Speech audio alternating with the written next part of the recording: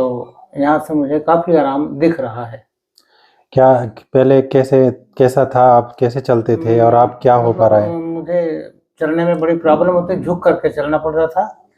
अब चलने में कोई दिक्कत नहीं आ रही है, काफ़ी आराम है।